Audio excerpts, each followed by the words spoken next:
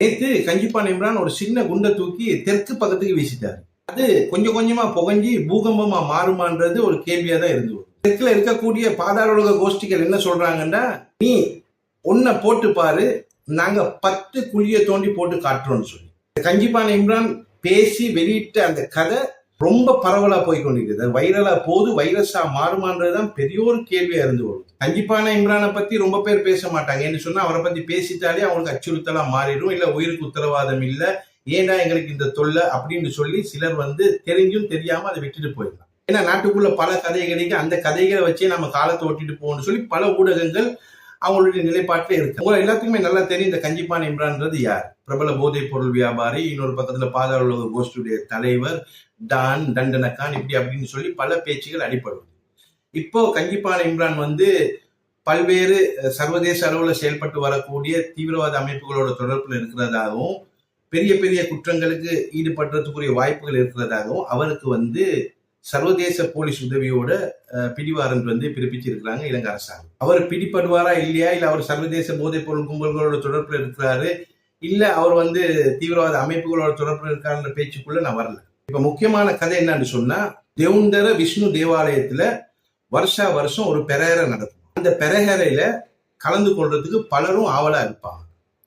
போன வருஷம் கலந்து கொண்டு ஒரு கூட்டம் ஆட்டம் போட்டுச்சு. அந்த கூட்டம் இந்த வருஷமும் அதே பெரேரையில கலந்து கொண்டு ஆட்டங்களை போடுறதுக்கு நீ இடம் கொடுக்கணும், அப்படி கொடுக்கலன்னு சொன்னா உன்னை கொண்டு போட்டுருவேன் அப்படின்னு சொல்லி கஞ்சிப்பான் இம்ரான் இந்த தேவாலயத்துக்கு பொறுப்புதாரியா இருக்கக்கூடிய நிலைமைக்கு போன் பண்ணி ஒரு மிரட்டல் விட்டு அந்த கால் ரெக்கார்டிங்கை கேட்கும் போது சில நேரங்கள் அது கஞ்சிப்பான இம்ரானே தன்னை பிரபல்யமாக்கி கொள்றதுக்காக ரெக்கார்ட் பண்ணி வெளியிட்டாரா, அப்படியும் இல்லைன்னா நிலைமை அந்த கோலை ரெக்கார்ட் பண்ணி வெளியிட்டாரான்றது எனக்கு தெரியல. ஏன்னா கஞ்சிப்பான இம்ரான் அவரை மிரட்டும் போது அவர் மீக்குன்னு சொல்லி ஒரு சத்தம் போடாம கேட்டுக்கொண்டே இருக்கிறாரு. நீ சொல்றத சொல்லுடா, நடக்கிறத பார்ப்போம் அப்படின்ற நிலைப்பாடுல அவர் இருக்கிறாரான்னு தெரியல. அதையும் நம்ம பொறுத்திருந்தான் பார்ப்போம். கஞ்சிப்பான இம்ரான் இப்ப போட்டிக்கக்கூடிய குண்டை பார்த்துட்டு பார்க்காத மாதிரி போயிடாதீங்க. இதை ரொம்ப கவனத்துக்கு எடுங்க. ஏதோ ஒரு பிரச்சனை நடக்க போது அதுக்குரிய அடித்தாளம் தான் இது. ஏதோ ஒரு பிரச்சனையை நடத்துறதுக்குரிய தேவை யாருக்கோ இருக்குது. அப்படி நடந்துருச்சுன்னு சொன்னா பெரிய ஒரு இழப்பு எங்களுடைய முஸ்லிம் சமூகம் சந்திக்க வேண்டி வரும். இது முஸ்லிம்களையும் பௌத்தர்களையும் மூட்டி விடக்கூடிய ஒரு கதையா தான் என்னால பார்க்கப்படும். கஞ்சிப்பான இம்ரான் என்னத்துக்காக திடீர்னு இந்த மாதிரி ஒரு முடிவு எடுக்கும்? அவர் போதைப் பொருள் வியாபாரி, அதே போல ஒரு கொலைகார கும்பலுக்கு தலைவர். அதனால அந்த கூட்டம் சம்பந்தமாவோ இல்ல போதைப் பொருள் சம்பந்தமாவோ பல பிரச்சனைகள் அவருக்குள்ள இருக்கும். அதை பத்தி அவர் பேசியிருந்தான்னு சொன்னா யாருமே அந்த கதைக்குள்ள போக மாட்டாங்க. பட் அவர் பேசின இந்த சப்ஜெக்ட் பெரிய ஒரு பிரச்சனைக்கு ஒரு அடித்தாளமா தான் என்னால பார்க்கப்படும். தெற்குல வாழக்கூடிய கூட்டம் நீ கை வச்சு பாரு நாங்க என்ன பண்றோம் அப்படின்ற இடத்துல இருந்து வராங்க. யாருக்காக கஞ்சிப்பான் இம்ரான் இந்த மாதிரி வார்த்தைகளை இந்த மாதிரி நேரத்தில் எடுத்து விடும்? இலங்கை நாட்டை நாம் எடுத்து பார்த்தோம்னு சொன்னா பல்வேறு பிரச்சனைகளுக்கு இந்த நாடும் நாட்டு மக்களும் முகம் கொடுத்து கொண்டு வராங்க. ஒரு பக்கத்துல பொருளாதார நெருக்கடி, இன்னொரு பக்கத்துல வாழ்வாதாரம் பாதிக்கப்பட்டு, இன்னொரு பக்கத்துல டெங்கு பிரச்சனை, பல உயிர்கள் நாளுக்கு நாள் போய்கொண்டே இருக்குது, மருத்துவமனைகள்ல மருந்து தட்டுப்பாடு. இன்னொரு பக்கத்துல பாக்குறோம் சுரேஷ் சலையுடைய பிரச்சனை போகுது, விஜயதாச ராஜபக்ஷவுடைய பிரச்சனை போகுது, இன்னொரு பக்கத்துல இந்த நீர்கொழும்பு சிறைச்சாலை பிரச்சனை ஓடி இப்பதான் முடிஞ்சிருக்கு. இந்த மாதிரி பல்வேறு பிரச்சனைகள் இந்த நாட்டுக்குள்ள இருக்குது. அப்ப இந்த மாதிரி பிரச்சனை இருக்கும் போது திடீர்னு இவர் இப்படி ஒரு குண்டை தூக்கி போட்டா அது எந்த பிரச்சனையை நோக்கி திரும்பும் அப்படின்ற கேள்விதான் இருக்கு. என்ன சொன்னா கஞ்சிப்பான இம்ரான் சொல்றது தேசபந்து தென்னக்கோன் டிரானால விஜயதாஸ் ராஜபக்ஷுடைய கூட்டாளி. ஏன்னா அவங்கதான் அவரை காப்பாத்தி அனுப்பினவங்க. அதுல முக்கியமா எஸ்எஸ்பி பிரசன்ன அல்விஸும் சம்பந்தப்பட்டிருக்காரு. இந்த பிரசன்ன அல்விஸ் யாருன்னு சொல்லி கேட்டீங்கன்னா சுரேஷ் சலையுடைய நெருங்கிய கூட்டாளி. அதே போல இந்த பிரசன்ன அல்விஸ் தான் ஜஹரான நெருங்கி போன டிஐஜி நாலக்க சில்வாவுக்கு நாமல் குமாரை கொண்டு ஒரு பொய் நாடகத்தை உருவாக்கி அவரை தூக்கி உள்ள போட்டார். இல்லைன்னு சொன்னா 2019 அந்த குண்டு வெடிச்சிருக்காரு. எப்பமோ ஜஹரான் கைது செய்யப்பட்டிருப்பார். அவருடைய உதவியாலையும் தான் இந்த கஞ்சிப்பான இம்ரான் நாட்டை விட்டு தப்பி போனது. சோ இவங்க எல்லாம் சொல்லி இப்போ ஒரு புதிய பிரச்சனையை உருவாக்குறதுக்குரிய வேலை திட்டத்துல கஞ்சிப்பான இம்ரான் இறங்கி இருக்கிறாரா? இதான் கேள்வி. என்னன்னு சொன்னா கஞ்சிப்பான இம்ரான் ஒன்னும் தொத்த பபாவோ இல்ல பபா ஹுக்குமோ இல்ல. அவருக்கு நல்லாவே தெரியும் இந்த மாதிரி வார்த்தைகளை வெளியிட்டோம்னு சொன்னா எந்த மாதிரி பிரச்சனைகள் கிளம்பும். அவர் கதையை சொல்லிட்டு போயிட்டாரு. அப்ப நாளைக்கோ இன்னைக்கோ இப்போ இந்த ராஜபக்ஷ கூட்டம், இந்த ராஜபக்ஷ கள்ள கூட்டம் தன்னுடைய அடியாட்களை வச்சு அந்த நிலைமையை போட்டு தள்ளிட்டா. கஞ்சிப்பான இம்ரான் போட்டுட்டாரு, ஒரு முஸ்லீம் ஒரு பௌத்தனை போட்டுட்டான், பெரேரையில பெரிய ஒரு பிரச்சனையை உருவாக்கிட்டான். இல்ல பெரேரா நடக்கும் போது ஏதோ ஒரு தாக்குதலை பண்ணிட்டா எங்க போய் முடியும் இந்த கதை? யாருக்காக அப்ப இந்த கதை கட்டவிழ்த்து விடப்பட்டிருக்கு? யாருக்காக இந்த பிரச்சனை உசுப்பேத்தி விடப்பட்டிருக்கு?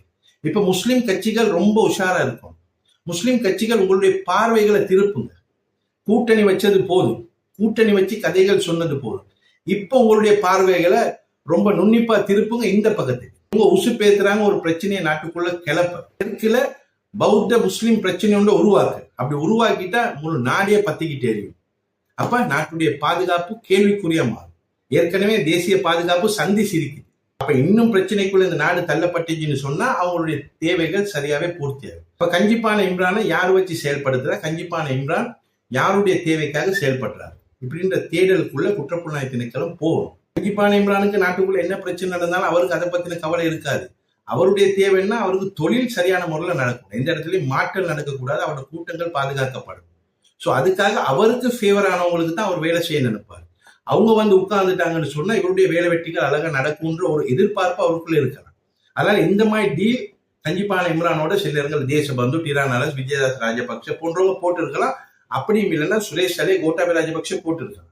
ஏன்னா இந்த பிரச்சனைக்குரிய அடித்தாளம் போடப்பட்ட இடமே வந்து ராஜபக்ஷ கள்ள கும்பலுடைய கோட்டை. அதனாலதான் ரொம்ப எச்சரிக்கையா முஸ்லிம்கள் இருக்கும். இப்ப இந்த பிரச்சனை சம்பந்தமா நானோ நீங்களோ கஞ்சிப்பான இம்ரானை தொடர்பு கொண்டோ இல்ல அவரோட தொடர்பு கொள்றதுக்குரிய வழி தேடியோ போக முடியாது. அவரோட தொடர்புல இருக்கக்கூடிய ஜமீத்துல் உலமால இருந்து வரக்கூடிய சில ஆலிம்கள் உலமாக்கள் தான் அவரிடத்துல எடுத்து சொல்லணும். கஞ்சி நீங்க இந்த மாதிரி தேவையில்லாத வேலையோடு செஞ்சிடாதீங்க.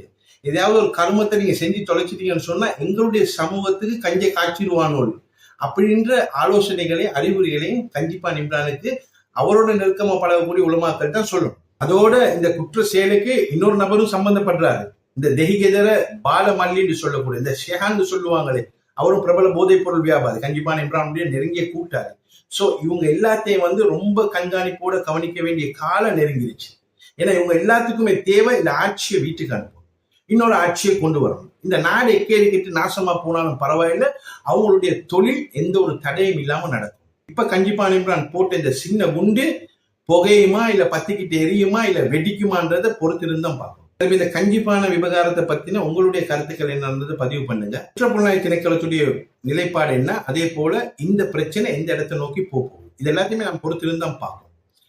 ஆட்சியாளர்கள் நடக்கட்டும், நடந்து முடிஞ்ச பிறகு பார்ப்போம்னு சொல்லி விட்டுட்டாங்கன்னு சொன்னா பெரிய ஒரு பூகமும் இந்த நாட்டுக்குள்ள வெடிக்கும்ன்றத உறுதியா என்னால சொல்லலாம். எதுவா இருந்தாலும் நாங்க பொறுத்துதான் பார்ப்போம். மீண்டும் சந்திப்போம். அல்லாஹ் யாப்பேரை நேர்வழிப்படுத்தணும். அஸ்ஸலாமு அலைக்கும் வரஹ்மத்துல்லாஹி தஆலா வபரகாத்துஹு.